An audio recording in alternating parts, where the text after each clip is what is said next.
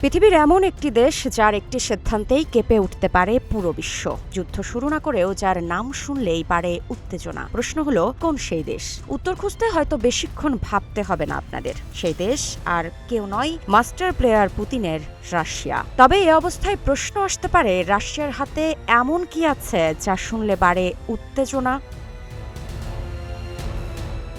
শুধু পারমাণবিক অস্ত্র নয়, বিশ্বের সবচেয়ে বড় ক্ষেপণাস্ত্র ভান্ডারগুলোর একটি রয়েছে রাশিয়ার হাতে। হাইপারসনিক কিনজাল, জিরকন, আন্তঃমহাদেশীয় সারমাত, এমন সব অস্ত্রের কথা প্রায়ই আলোচনায় আসে। দাবি করা হয় এসবের কিছু বর্তমান অনেক প্রতিরক্ষা ব্যবস্থার জন্যও কঠিন চ্যালেঞ্জ।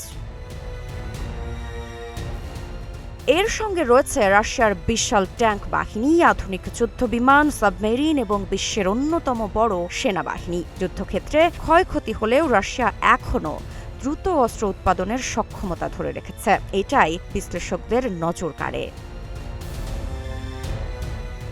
কিন্তু সবচেয়ে বড় প্রশ্ন হলো, যদি কোনোদিন রাশিয়া তার পুরো সামরিক শক্তি একসঙ্গে ব্যবহার করে, তখন বিশ্বের চিত্রটা কেমন হবে? সেই উত্তর কেউ নিশ্চিতভাবে জানে না। আর সেই অনিশ্চয়তাই রাশিয়াকে আজও বিশ্বের সবচেয়ে আলোচিত সামরিক শক্তিগুলোর একটি করে রেখেছে।